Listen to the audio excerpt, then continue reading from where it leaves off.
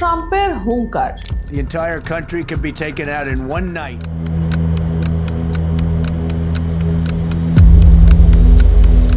বিপরীতে হার না মানা ইরান, তেহরানের টান টান করা সিনার সামনে উপর হয়ে পড়ে থাকা বিশ্ব অর্থনীতি।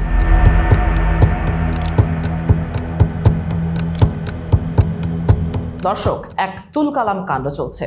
ধূর্ত এক প্রধানমন্ত্রীর উস্কানিতে উন্মাদ এক প্রেসিডেন্টের গোয়ার তুমির মাশুল দিচ্ছে গোটা দুনিয়া। বিশ্বজুড়ে চলা এই যুদ্ধের আঁচ এসে লাগছে সাধারণ মানুষের গায়েও। গাড়ির জ্বালানি ট্যাঙ্ক ফাঁকা, পাম্পে দীর্ঘ লাইন। এখন আপনার আমার পরিচিত দৃশ্য।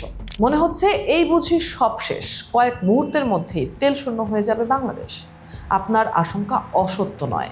পত্রিকার পাতা, টিভি পর্দা বা সোশ্যাল মিডিয়ার নিউজ ফিড আপনাকে বারবার এই বার্তাই দিচ্ছে। ঠিক সেখানে দাঁড়িয়েই প্রশ্ন, বাংলাদেশ কি পুরোপুরি তেল শূন্য হয়ে যাওয়ার আশঙ্কা আছে? বাংলাদেশ কি মধ্যপ্রাচ্যের তেল ছাড়া পুরোপুরি অচল? আসুন হিসাব মেলাতে মেলাতেই উত্তর খুঁজি। দর্শক, ইরান যুদ্ধের দামামা বিশ্ব অর্থনীতির প্রতিটি রন্ধ্রে কাঁপন ধরিয়ে দিয়েছে। বিশ্ববাজারে অপরিশোধিত তেলের দাম আকাশচুম্বী, সরবরাহ শৃঙ্খল আজ বিপর্যস্ত। এই বৈশ্বিক সংকটের ঢেউ এসে আছড়ে পড়েছে বঙ্গোপসাগরের তটেও। বাংলাদেশও জ্বালানি চাহিদার একটি বড় অংশের জন্য আমদানির ওপর নির্ভরশীল। দেশের অধিকাংশ পেট্রোল পাম্পে এখন তেলের জন্য দীর্ঘ লাইন।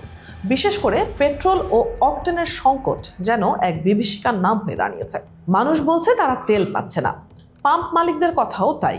তবে সরকার বলছে তেল আছে, পর্যাপ্তই আছে। কিন্তু আসল কথা আসলে কি? তেল কি আসলেই আছে, নাকি চলছে কোনো তেলেস্মাতি? পাম্প মালিকদের ভাষ্য মতে পরিস্থিতি নিয়ন্ত্রণের বাইরে চলে যাচ্ছে।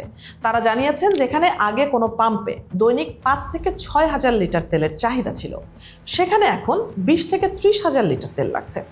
তাদের মতে এই কৃত্রিম চাহিদার পেছনে রয়েছে এক ভয়াবহ মনস্তাত্ত্বিক কারণ। মানুষের মধ্যে ছড়িয়ে পড়েছে আতঙ্ক। আগে যারা 1 বা 2 লিটার তেল নিতেন, এখন তারা 5 থেকে 10 লিটার তেল মজুত করার চেষ্টা করছেন। এই সংকটের কি আসলেই কোনো বাস্তব ভিত্তি আছে? আসলেই কি এতটাই সংকটে পড়েছে বাংলাদেশ? সরকারি উপাত্ত কিন্তু বলছে ভিন্ন কথা। বাংলাদেশের পেট্রোল ও অকটেনের বড় একটি অংশ দেশীয় গ্যাস ক্ষেত্র থেকে আসা কনডেনসেট প্রক্রিয়াজাত করে উৎপাদন করা হয়। ফলে সংকটে পড়লেও পুরো দস্তুর মহাসংকটে পড়তে এখনও ঢের দেরি আছে বলা যায়। সিলেটের হবিগঞ্জে অবস্থিত সরকারি কোম্পানি সিলেট গ্যাস ফিল্ডসের 2টি প্ল্যান্ট দিনরাত কাজ করে যাচ্ছে। তারা দেশীয় কনডেনসেট থেকে পেট্রোল, অকটেন এবং ডিজেল উৎপাদন করে জাতীয় গ্রিডে সরবরাহ করছে। সিলেট গ্যাস ফিল্ডস কর্তৃপক্ষের তথ্য বলছে, তাদের 2টি প্ল্যান্টে প্রতিদিন প্রায় 7,500 ব্যারেল কনডেনসেট প্রক্রিয়াজাত করার সক্ষমতা রয়েছে। বর্তমানে তারা প্রতিদিন 3,400 ব্যারেল পেট্রোল এবং 700 ব্যারেল অকটেন উৎপাদন করছে। হিসেব অনুযায়ী দেশের মোট পেট্রোলের চাহিদার প্রায় 33 থেকে 35% পূরণ করছে এই প্ল্যান্ট। আর অকটেনের ক্ষেত্রে এই হার প্রায় 7 থেকে 8%।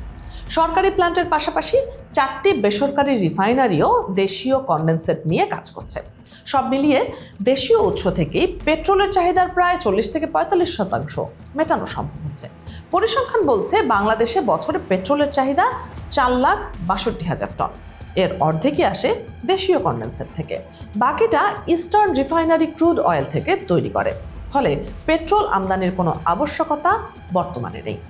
অকটেনের ক্ষেত্রেও গত অর্থ বছরে চাহিদার প্রায় 38% দেশীয় উৎস থেকে মেটানো হয়েছে। বাকি 62% সরকারিভাবে আমদানি করা হয়।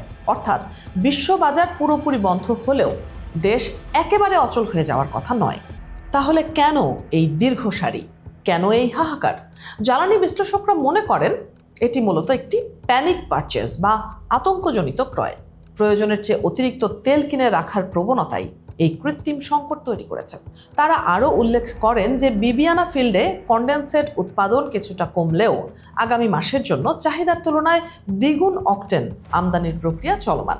তাই পাম্পে লাইন দেখে আতঙ্কিত হওয়ার কারণ নেই। এর মাঝে যুক্ত হয়েছে অসাধু ব্যবসায়ীদের কারসাজি। কিছু মানুষ অবৈধভাবে তেল মজুত করে কালোবাজারি করার চেষ্টা করছে। এই ব্ল্যাক মার্কেটিয়ারদের কারণে সাধারণ মানুষের ভোগান্তি আরও বেড়েছে। সরকার এই পরিস্থিতি সামাল দিতে হিমশিম খাচ্ছে। মে মাস পর্যন্ত তেলের চাহিদা পূরণে প্রয়োজনীয় মজুদ নিশ্চিত করেছে জ্বালানি মন্ত্রণালয়। তবুও ইরান যুদ্ধের কারণে বিশ্ববাজারে ডিজেল ও এলএনজির দাম যেভাবে বাড়ছে তাতে দীর্ঘমেয়াদী দুশ্চিন্তা কাটছে না। বিশ্লেষকরা সতর্ক করে বলছেন, পেট্রোল ও অকটেনে দেশীয় কিছুটা সুরক্ষা থাকলেও ডিজেল এবং এলএনজি আমদানিতে বাংলাদেশকে চরম চ্যালেঞ্জের মুখে পড়তে হতে পারে। যুদ্ধের দৈর্ঘ্য বাড়লে এই সংকট আরও ঘনীভূত হওয়ার আশঙ্কা রয়েছে।